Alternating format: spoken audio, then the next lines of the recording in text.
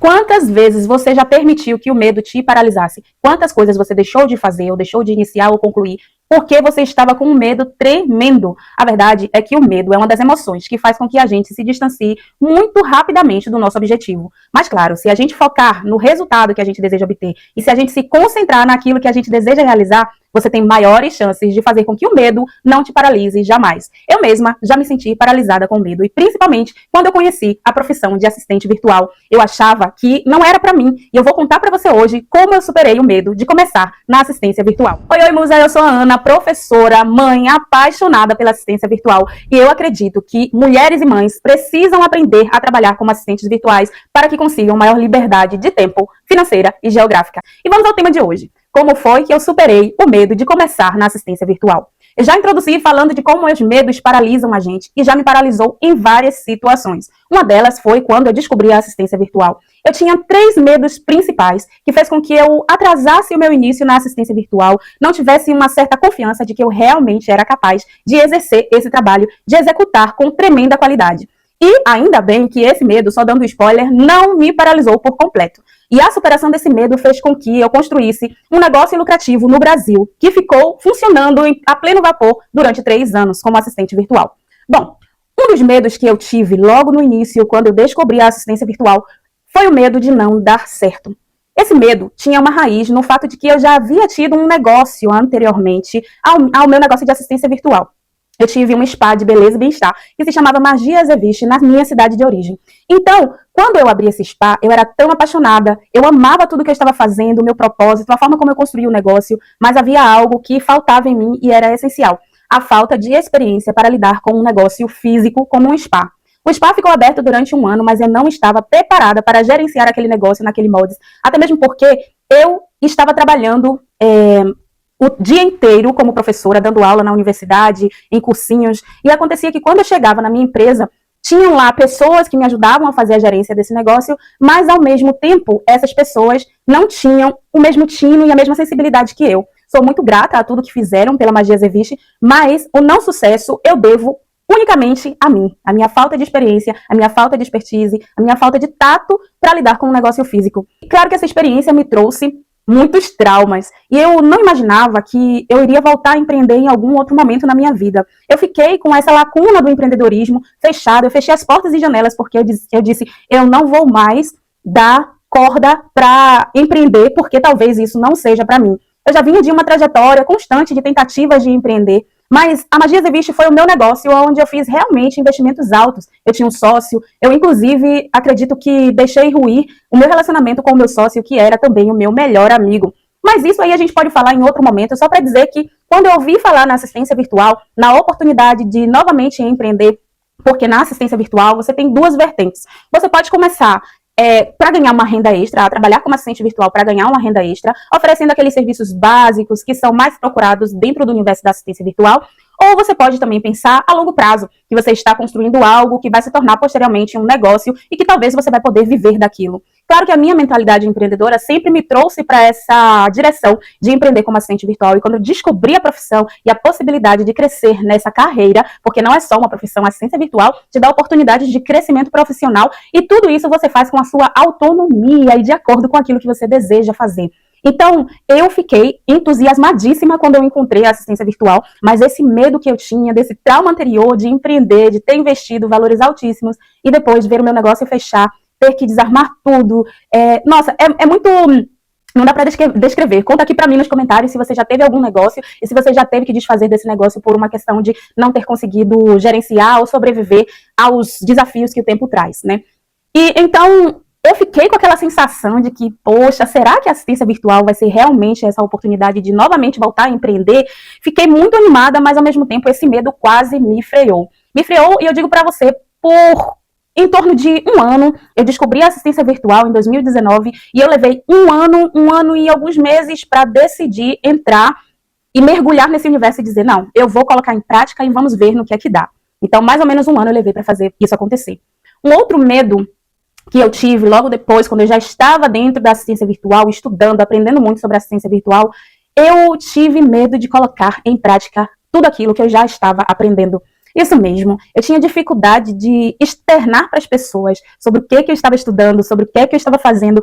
E isso era primordial, falar com a minha rede de contatos, as pessoas mais próximas, ou amigos, familiares, que eu estava iniciando uma nova carreira. Eu tive medo de perceber como as pessoas iriam reagir, não sabia se elas iriam me levar a sério, mesmo porque eu estava ali já com uma carreira voltada para trabalhar como professora na universidade, uma carreira acadêmica muito bem formada, e claro que todas as pessoas que estavam próximas a mim, de uma maneira ou de outra, teciam ali como expectativas de que eu continuasse na carreira acadêmica. E tinha ali uma linha do tempo toda direitinha, que eu já estava seguindo aquela cartilha do trabalho acadêmico, que era estar na universidade, dar aula na universidade, eu estava trabalhando em universidade privada, e me preparar para fazer um concurso público para trabalhar como professora na rede estadual ou federal. Então esse já era um caminho meio que esperado pelas pessoas mais próximas a mim, e eu estava dando alguns passos atrás, porque eu dizia que aquele trabalho como professora, apesar de me preencher enormemente, nunca foi um trabalho que eu me vi fazendo e realizando por toda a minha vida. E eu sou uma pessoa muito conectada com os meus valores, muito conectada com o meu interno, o que é que eu sinto, com o meu autoconhecimento. Eu tenho essa responsabilidade de olhar para mim e dizer o que é frutífero, o que não é, o que é que vai me acrescentar, será que isso realmente é para mim? Eu me faço essas questões sempre, constantemente, e uma das respostas que vinham era, apesar de eu amar a carreira acadêmica, não era algo que eu gostaria de seguir cegamente, como eu via muitos e admirava muitos amigos, colegas de profissão que estavam buscando isso, estavam seguindo a carreira acadêmica muito felizes. Apesar de estar muito feliz dando aula, eu não sentia que aquilo era algo que iria permear durante toda a minha vida. Então, falar sobre assistência virtual foi um divisor para mim, porque eu comecei a me colocar à prova se realmente ser uma assistente virtual seria algo que eu iria abrir para as outras pessoas. Eu tinha vergonha de falar que eu era uma assistente virtual, até mesmo por me colocar. A gente tem na carreira acadêmica, pelo menos a sensação que eu sempre tive é que a gente se coloca dentro de uma posição sempre muito superior do saber.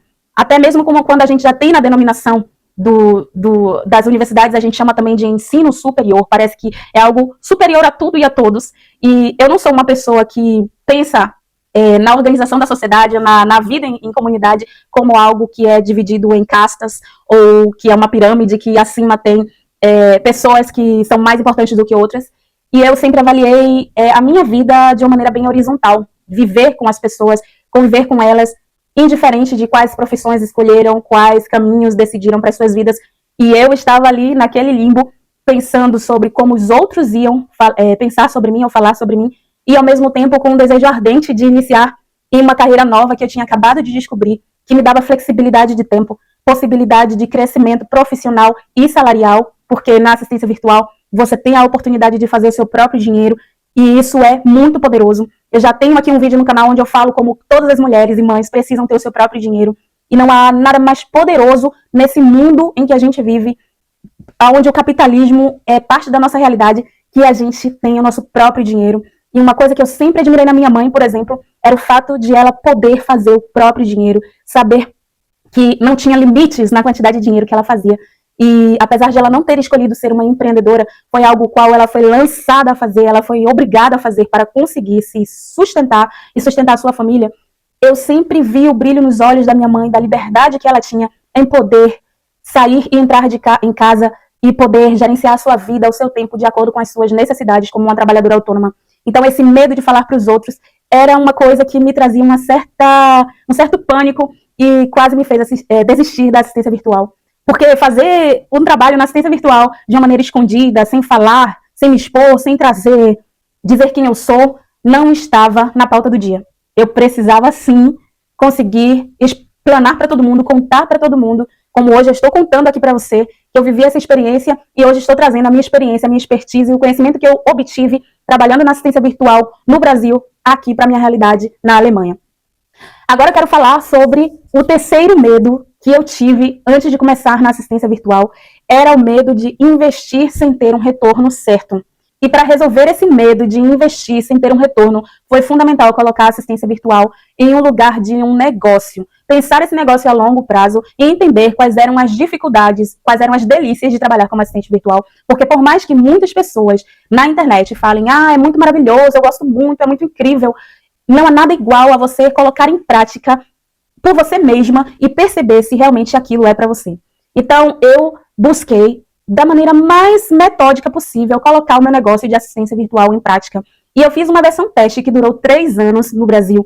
E nessa versão teste, eu entendi todo o funcionamento do meu negócio, como eu gostaria de estruturar ele, quais eram os formatos que eu gostaria de aderir, se eu iria contratar pessoas, se eu não iria contratar, se eu iria oferecer mentorias, se eu não iria. Tudo isso foi colocado à prova e por isso eu tenho muita bagagem hoje para compartilhar com você aqui no canal. E já aproveitando, quero te dizer que se você está gostando desse conteúdo, por favor, clica no gostei, deixa seu comentário, suas dúvidas. Eu tenho o maior prazer de responder a todas as pessoas. Inclusive, a gente está em um desafio de crescimento. Estamos rumo aos 1000 primeiros inscritos. Na verdade, as 1000 primeiras inscritas, mães e mulheres assistentes virtuais ou que almejam ter uma profissão que possibilite te dar mais flexibilidade para você estar com seus filhos e a sua família, estão muito convidadas a estarem aqui comigo nesse canal. Eu vou ter o maior prazer em abraçar cada uma de vocês. É só deixar um comentário, deixa um coração, deixa um emoji, fala o que você achou, porque só assim o YouTube entende que meu conteúdo ele é necessário para vocês e começa a entregar a mais mães e mulheres para formarmos juntas essa linda egrégora de mulheres e mães que estão em busca da sua liberdade,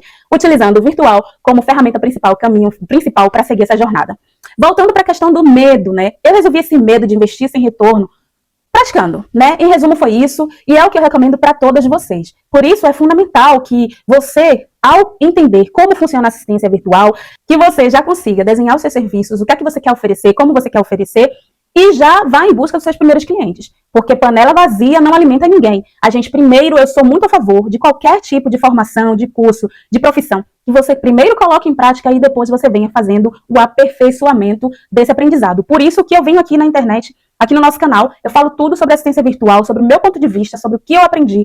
Eu compartilho e faço questão de compartilhar todas as minhas experiências para que você não possa cometer os mesmos erros que eu e, ao mesmo tempo, coloque a mão na massa, vai lá, pega a sua panela, pega a sua colher de pau e começa a mexer aí, porque a gente precisa botar água nesse feijão e fazer render para você e para sua família aquilo que pode ter sido até que outras pessoas não acreditassem, mas sim, é possível você ser uma excelente mãe e cuidar de você mesma sem precisar abandonar a sua profissão, a sua carreira, o seu desejo de trabalhar, de fazer o seu próprio dinheiro só por causa da maternidade. Muito pelo contrário, quando a gente é mãe e a gente é uma mulher que está buscando realizações, a gente precisa ter o nosso próprio dinheiro, a gente precisa buscar os nossos próprios resultados por nós mesmas. Nós precisamos ser independentes. Independentes para sermos felizes, independentes para compartilharmos momentos incríveis nas nossas vidas. Precisamos sim ser independentes e a assistência virtual, para mim, é essa voz de independência que toda mulher e toda mãe precisa conhecer.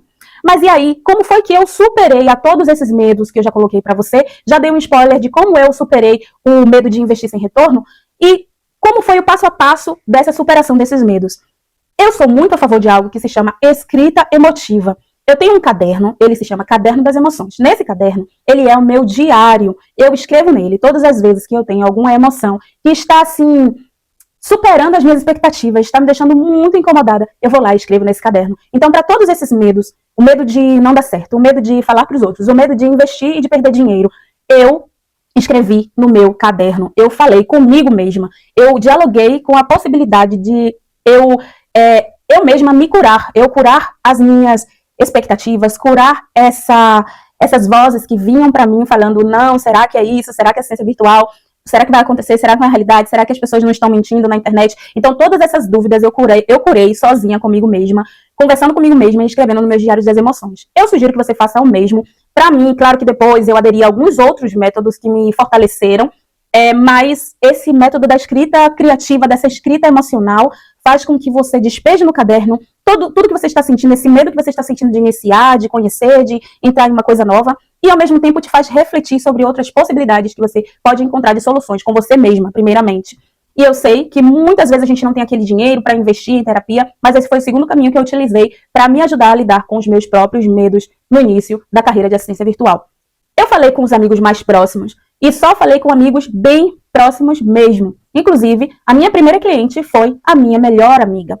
Eu estudei sobre os meus serviços, eu busquei saber quais eram os serviços que eu me sentiria feliz realizando, me sentiria bem realizando, quais os serviços que eu conseguiria entregar valor realizando. Então, eu estudei sobre isso, eu coloquei Eu fiz listas sobre isso, identifiquei quais os serviços que eu poderia realizar, quais as habilidades que eu tinha. Eu me apliquei nessa demanda de entender quem eu era e tudo aquilo que eu tinha para oferecer dentro do universo da assistência virtual. As pessoas hoje não estão tratando mais a assistência virtual como algo totalmente desconhecido, principalmente no meio digital. Quem trabalha no meio digital já deve ter ouvido falar em uma assistente virtual. A maioria das pessoas que a gente oferece os nossos serviços e, enfim, o nosso trabalho, a nossa mão de obra, são pessoas que já ouviram falar na assistência virtual, porque muitas delas já trabalham no meio virtual.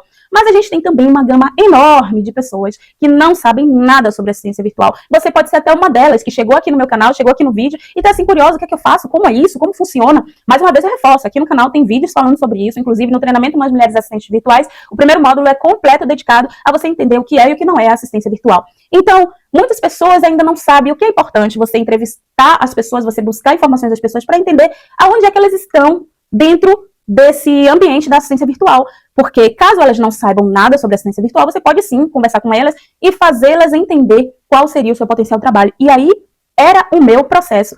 Foi algo que foi tirando o meu medo, porque ao mesmo tempo em que eu estava tendo contato com pessoas através de entrevistas online ou entrevistas presenciais, eu fazia uma conversa ali muito leve, que durava em torno de 10 minutos, e se a pessoa me desse abertura, aquela conversa poderia durar até 1 hora, porque eu estava ali disposta, interessada em convencer a pessoa de que a assistência virtual poderia ser um caminho para ela. Então isso me desbloqueou muito esse medo que eu tinha de me aproximar das pessoas, de falar sobre assistência virtual, já que eu estava conhecendo e entrando em um mundo totalmente novo. Com isso, eu me despeço de vocês, espero que você tenha gostado desse vídeo. Se você gostou desse conteúdo, por favor, clica no gostei, se inscreve no canal, deixa o seu comentário com as suas dúvidas e lembra sempre, mulheres e mães com liberdade virtual, apenas isso, esse é o nosso propósito aqui no canal. Um super abraço e até o próximo conteúdo.